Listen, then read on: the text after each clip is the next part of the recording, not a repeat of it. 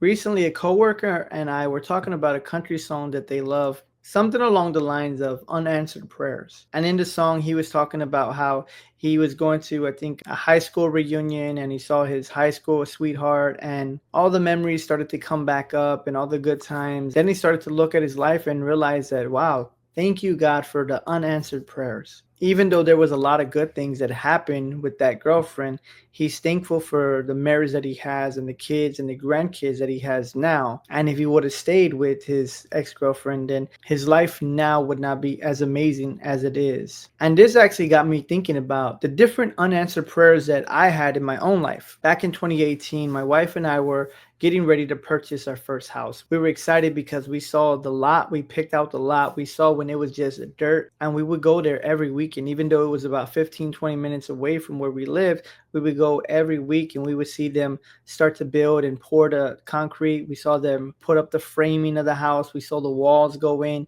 We put scriptures throughout the house and we saw it get built piece by piece. We were there to witness all of it. And after the house was complete, about 2 weeks before we closed on the house, the job that I was working at went from salary to base plus commission. Long story short, because of this change in the way that I was going to get paid, even though I was getting paid more money, we were no longer eligible for this house because I didn't have 2 years of employment with base plus commission. So because of that, we lost the house. My wife and I were devastated. We seen the house come from nothing to being built to actually being ready to move in. And even though we were hurt and even though we were broken and honestly we were upset with God, why did you let us go through this whole process of to see this house being built, getting our hopes up just for it to be taken away? And maybe that's your story where you've been praying to God or asking for something and this promise comes and it looks like it and it's almost at the end and then it gets taken away.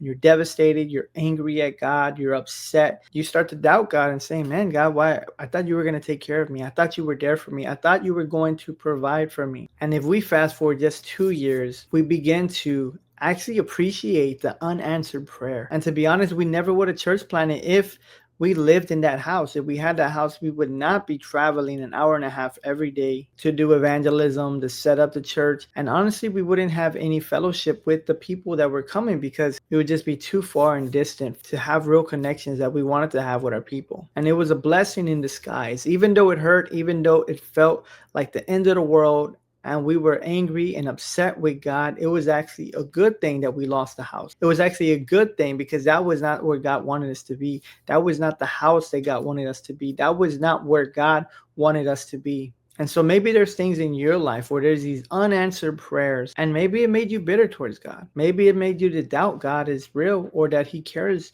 or that He's all powerful. So I encourage you to go back to those places and talk to God and tell Him how you really feel about it. As we read the Psalms, we hear David pour out his heart to God. He's not just saying all the good things, not just saying, praise you, God, you're worthy, you're amazing, but he also asks him some difficult questions. God, where are you at? Why does it feel like all the wicked are prospering? Why am I going through these situations? And sometimes God says yes. Sometimes God says no. Sometimes God says wait. But there's also some unanswered prayers where God doesn't say anything. And it's only until hindsight that you actually see and say, wow, thank you, God, for that unanswered prayer. Because if you answered the prayer in the way that I wanted you to answer it, I wouldn't be where I'm at today. I would not have met some of my closest friends if I wasn't in the right situation. I would not have commit part of the calling and purpose that God put me in if he would have answered the prayer that I prayed in the way that I prayed. So as we know, Proverbs 3:5-6, trust in the Lord with all your heart and do not lean on your own understanding. It's such a powerful prayer and great wisdom for us to continue and put things before God and say, God, these are the desires of my heart. I'm putting them before you. But nonetheless, I want your will to be done in my life because you always have something better. You always have something greater. You can always see outside things that maybe I've missed. And I want the best that you have for me and not just the good, not just the okay, not just the getting by. I don't want to just be surviving. I want to be thriving. So if that's you, I encourage you, run back to God. Don't run from him.